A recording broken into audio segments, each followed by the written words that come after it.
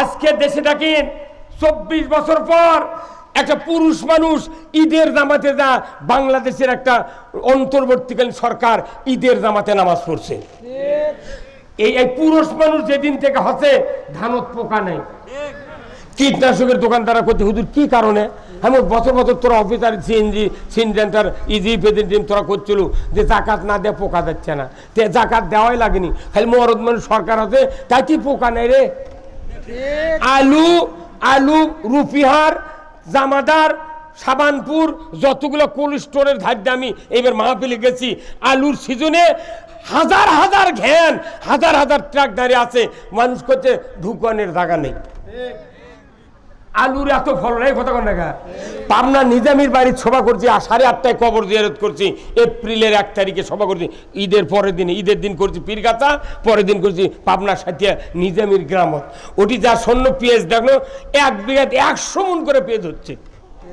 অথচ ইন্ডিয়া থেকে কয় যে ইন্ডিয়া যদি পেঁয়াজ না দেয় তোরা পেঁয়াজ পাবো না, তোর করে এখন ক্যাঙ্কা হচ্ছে 250 টাকা পেঁয়াজ খাচ্ছি, সেই পেঁয়াজ এবার 1100 টাকা মন, আমি 3 মণ কিনে নিয়েছি। বল যে মরদ মানুষ খালি খালি খালি অন্তর্বর্তীকালীন হচ্ছে, তাতে খালি বরকত আর বরকত ঢল।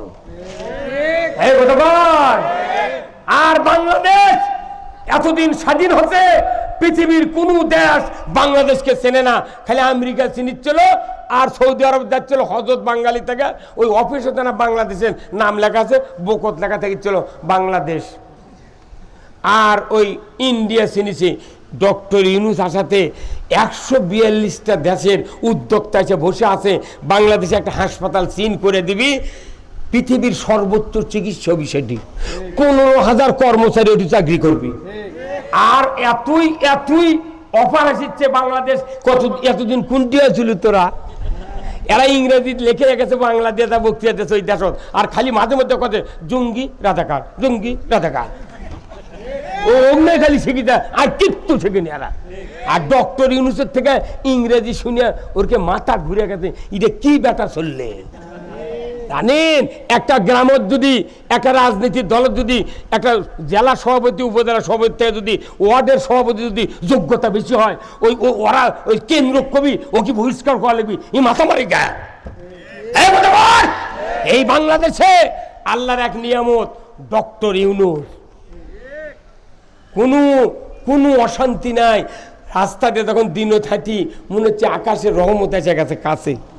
আহা, আজকে আমি জমিতে গেছি, জমিতে এই আসরের নামাজ পড়ে জমি দেখতে গেছি, আজকে 9 বিঘা বীজ দিয়েছে আমার এক মানুষ, যা দেখি কাটারি ধান বাড়াচ্ছে এত বড় শীষ, একটা শীষ পাকা বাজি ধান দেয়, সেটা এসে গিন্নিক দেখাচ্ছি যে এই যে ধান পাকিচ্ছে, করছে আলহামদুলিল্লাহ। একটা সিটে পাইনি আমি, 41টা ধান গুনিছি এক শীষত, একটাও সিটে নেই।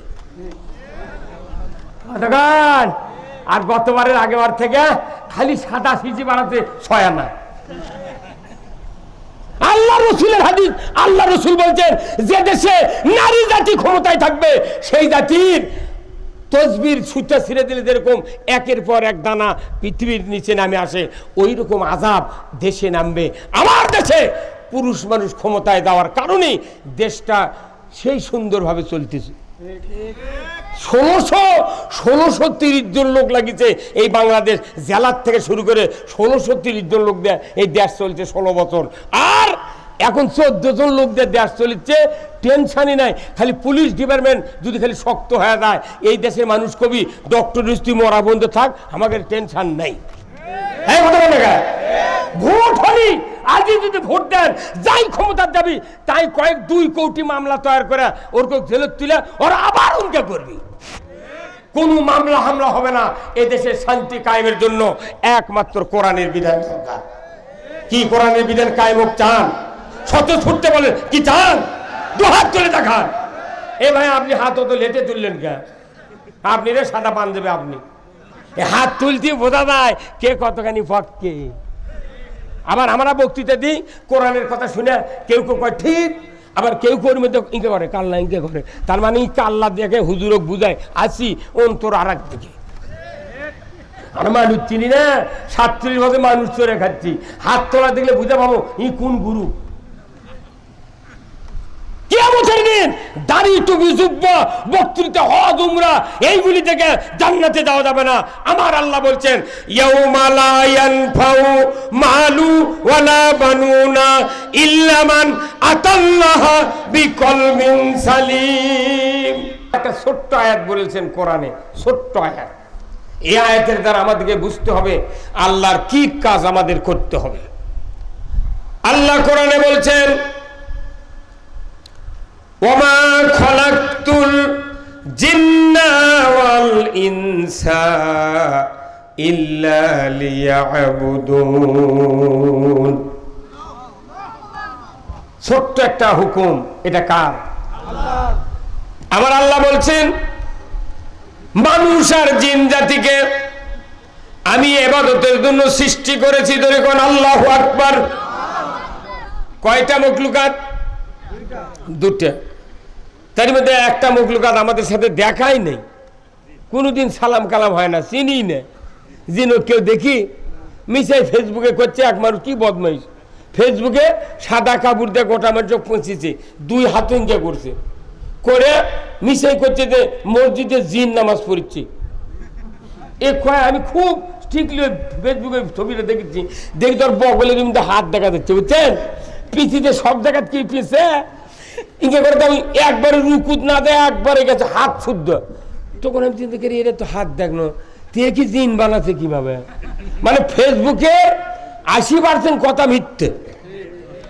ওরে ফেসবুক ওরে ফ্যাক্টবুক, মানে মিথ্যার পুস্তক। কথা কন যে জিনক আমরা দেখি না, কেউ দেখে না। জিন অদৃশ্য, বিভিন্ন সুরত ধরতে পারে। জিন হলো আগুনের তৈরি। এই মখলুকাতকে আল্লাহ তাআলা সৃষ্টি করেছেন ঠিক, কিন্তু মানুষের নজরের অনেক গভীরে তারা বাস করে। এখানে জিন থাকতে পারে, ও আর শুনতেও পারে, কিন্তু আমরা তো দেখে পাচ্ছি না।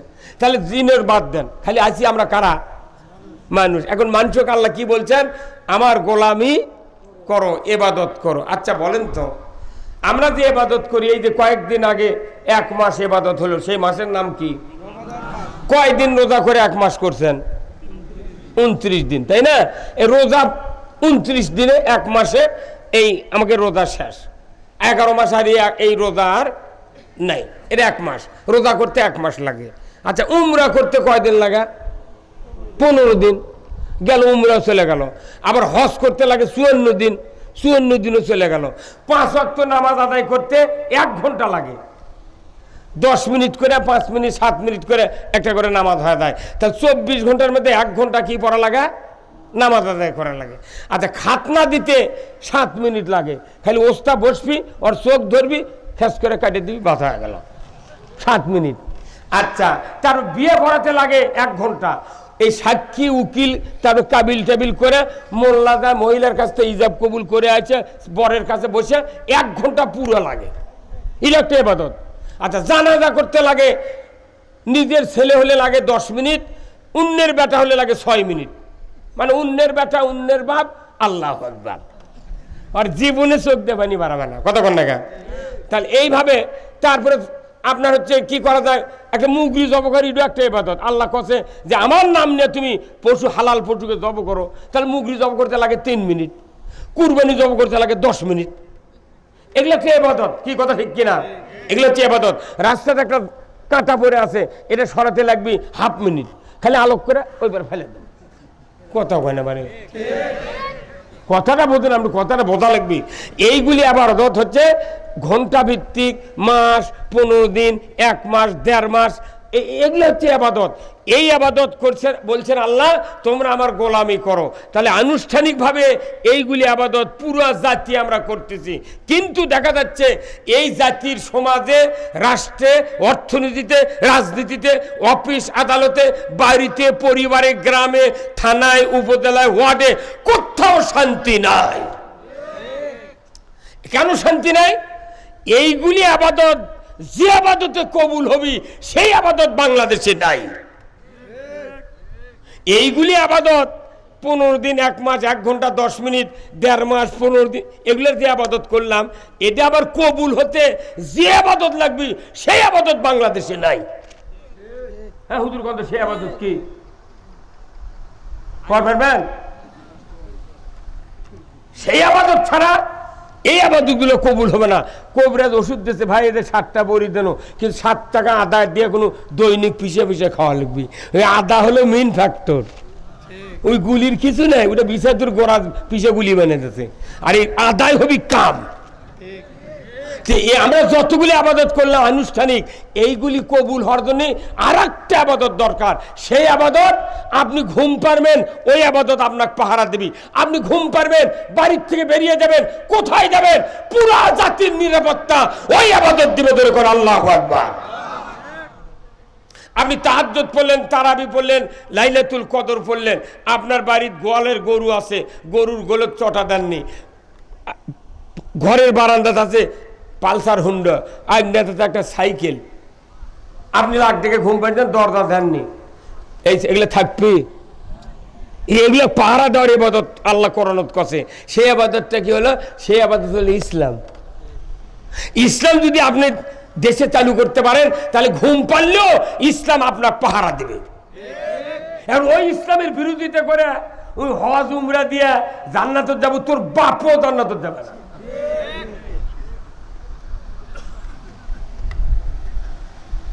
আমাদের কথা কান আপনি মিশে মাং নাই। ইসলাম না বোঝার কারণে আজকে আমাদের এই দুরবস্থা। ইসলাম যদি সমাজে থাকে, আপনাকে রাত্রে পাহারা দেওয়া হবে। চোরের হাত কাটার আইন ইসলামে আছে, অন্য কোন ধর্মে নাই, অন্য কোন ইতিহাসে নাই। আমার বাড়ি গরু চুরি হচ্ছে, হুন্ডা চুরি হচ্ছে, পুকুরে মাছ চুরি হচ্ছে, মসজিদে স্যান্ডেল চুরি, আর 54 বছর দেশ স্বাধীন হচ্ছে, জুম্মার স্যান্ডেল চুরি বন্ধ হয়নি। দেখেন তো কোন ওসির স্যান্ডেল চুরি হয়, কোন ডিসির হুন্ডা চুরি হয়? ওরকে চুরি হয় না, ওরকে তো পর দেয় আর চুরি করে। এই আহমদুল্লাহ ভাইয়ের বেটার হুন্ডা, আমার হুন্ডা, আর একজন হুন্ডা চুরি করছে। ওরা জানে যে এই হুন্ডা চুরি করলে কিচ্ছু হবে না। তাহলে আমার ঘুম হবে, কিন্তু ইসলাম আমাকে পাহারা দেবে। কার কথা? এবং সেই ইসলাম বাংলাদেশে নাই। আমরা যতই বক্তৃতা করি, বাংলাদেশে শান্তি কায়েম ততক্ষণ হবে না যতক্ষণ ইসলাম বিজয় হবে না। এলে বক্তৃতাটা ফাঁকা ফেলতে গোল, উড়া ফায়ারে ডাকাত নামে না, ডাকাতের বকত গুলি করা লাগবে। সেখানে ডাক্তার কবি একজন মরিছে, এটি থাকাই হবে না। আমাকে এগুলো বক্তৃতা ফাঁকা ফেলতে গুলি আমরা করছি। সাইদি সাহেব কোনো ফাঁকা গুলি করেনি। সাইদি সাহেব ডাইরেক্ট বাটুলের রেম করে গুলি করছে যে সংসদ ছাড়া ইসলাম চালু হবে না। এই জন্যই ভারতের বুদ্ধিতে সাইদিকে আউট করে দিয়েছে। আবারও যদি আমাকে আউট করতে চান, তাহলে ইনকে আলে আল পাকেটা থাকেন, বাটাম আমাকে ফাটাতে পাঠাতে আপনাকে তুলো করে দিবে। আমার ভাইয়েরা, নেতৃত্বের ব্যাপারে রসুলের নেতৃত্ব মানতে হবে, আনুগত্যের ব্যাপারে আল্লাহর হুকুম আনুগত্য করতে হবে। এই জন্য আল্লাহ তাআলা কোরআনুল কারীমে বলছেন, আতিউল্লাহ ওয়া আতিউর রাসূল ওয়া উলিল আমরি মিনকুম। 6টা তাফসীর পড়েছি। এই আয়াতের ব্যাখ্যায় প্রত্যেকটি মুফাসসিরগণ লিখেছেন, আল্লাহর আনুগত্য করো, রসুলের অনুসরণ করো, আর তোমাদেরকে কোরআন দিয়া যারা সমাজ পরিচালনা করে তাদেরও তোমরা অনুসরণ করো, আনুগত্য করো। আল্লাহু আকবার। কোরআন দিয়া সমাজ যারা চালায়, এরাই হলো দুনিয়ার রাজত্বের মালিক। জরিবন ঠিক কিনা? কোরআন দিয়া যারা রাজত্ব চালায় না, এই রাজত্বের মালিক তারা হতে পারবে না। কারণ এত বড় দামি কথা খুতবাতে বলা হয়। প্রতিদিন শুক্রবারে জুমার ইমামরা যে বক্তৃতা দেয় আরবি দিয়া, মসজিদের মিম্বরে দাঁড়ায়া দাঁড়ায়া আহলে হাদিসের ইমামরা হাতে লাঠি নেয় আর খুতবা দেয়। তারা বুঝাতে চায়, বান্দা তোমরা যারা আল্লাহর মসজিদে ঘরে বসে আছো, এই লাঠি ছাড়া এই যা পড়া হচ্ছে এটা কায়েম হবে না। সেই দিন আহলে হাদিসের ভাইরা লাঠি আঘাত লিয়া খুতবা দেয়, আর আমার হানাফিরা কই লাঠি লিচু গা। আরে লাঠি ওষুধ রে পাগল, মারের উপর ওষুধ নাই। কথা কন না? ওই যে 5ই আগস্টের আগে এনায়তপুর 13 জন পুলিশ হোক না মারল নি ছাত্ররা, আজও এটা ফান ফালানি থাকলো নি।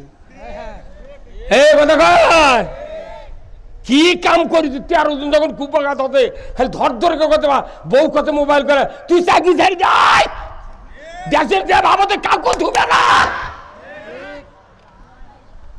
কথা কোন দেখা বছর মোবাইল করে বাড়ি দিয়ে গেছে, তুই বন্দুক জমাতে আয় বাবা আমার চাকরি করা লাগবে না, ভিক্ষা করে খাবো, তাই তুই আমার বউ কোথায়? এই দিনে আলে হাদিসের লোকেরা লাঠিলে নামাজ পড়ে, ওরা বুঝায় ফাজলামু করবো না, মাথা ফাটামো। আর আমরা হানাফির ইমামরা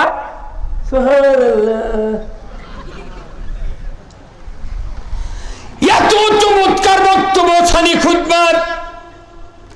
আল্লাহ রসুল 2টা হাদিস বলেছেন, খুতবাতুল হাকামে আশরাফ আলী থানভী করে দিয়েছেন। তারই একটা সুন্দর একটা হাদিস পৃথিবীর মোড়টা ঘুরে দিবে, দেশের মোড়টা ঘুরে দিবে, সমাজের শান্তি কায়েম করে দেবে। একটা মাত্র হাদিস, এই হাদিসটা আশরাফ আলী থানভী 90 বছর আগে খুতবা লিখেছেন। এই খুতবাতে আমরা প্রতি মসজিদে তেলাওয়াত করি, অথচ এখনো ইমাম অর্থ পড়ে না, মুসল্লিদেরকে অর্থ বলে না। জাতির দুর্ভাগ্য হওয়ার কারণে বয়তুল মুকাররমের ইমাম পালায়া যেতে বাধ্য হচ্ছে।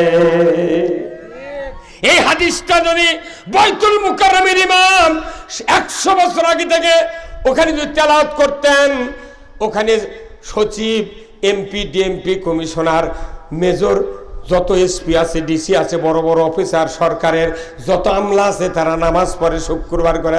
কার নিয়ে যায়? মাইক্রো নিয়ে যায় নামাজের জন্য।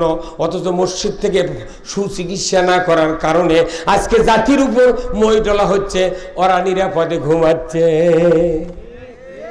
আমার নবী বলেছেন, ও সুলতানু জিল্লুল্লাহি ফিল আরদি মান আহানা সুলতানাল্লাহি ফিল আরদি আহানাহুল্লাহ।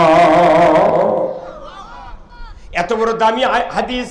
এই হাদিসটা যদি একজন নতুন ইমাম নিয়োগ হলো মসজিদে, এই হাদিসটা যদি কমপক্ষে 6 মাস যদি এই হাদিসের ব্যাখ্যা বিশ্লেষণ করে, কমিটি সহ, মোতাল্লি, কেশিয়ার, ম্যানেজিং কমিটির সদস্য, মুসল্লি সহ যদি 6 মাস প্রতিটি শুক্রবার এই জিনিসটা টিউশনির মতো যদি বুঝাই দিতে পারত, আজকে বাংলাদেশে কোনো মানুষের বিরুদ্ধে মামলা করা হতো না। কিন্তু আসল কথা জুম্মত হয় না। সেই দিন তো টাকা দিয়া রাত জায়গা মানুষ কথা শুনে, কে ওই জুম্মত বক্তৃতা শুনে কিছুই নেই। হ্যাঁ, কথা বলে উনি খালি নামাজ পড়ার জন্য যাচ্ছে, বক্তৃতা গুলো হচ্ছে মসুরির ডাল ঘাটি। শতকরা 4-5টা জুম্মত খালি ভালো বক্তৃতা হয়। আমি এই 47 বছর ইমামতি করেছি, বহু মসজিদে ইমামতি। এইবারও দেখেছি খতম তারাবির 10 দিনের মাথায় একটা খতম তারাবির নামাজ হাজির হয়েছি। মুসলিম হুজুর প্রথম 4-5 দিন 7 কাতার হয়েছিল, আজ আসা 3 কাতার। 13 গেল ঘন্টি কোথায় পাথর থেকে হেরে হেরে চলে যায়। আমরা 2 ভাই না, ইমামকে কয় না যে হুজুর আমরা যাচ্ছি। আবার কতগুলো ক্যাপাসিটির মুসল্লি আছে, ইমাম খতম তারাবির ইমাম আগে উঠছে, উঠে ক্যারায়াত শুরু করছে ঝড়ের মতো।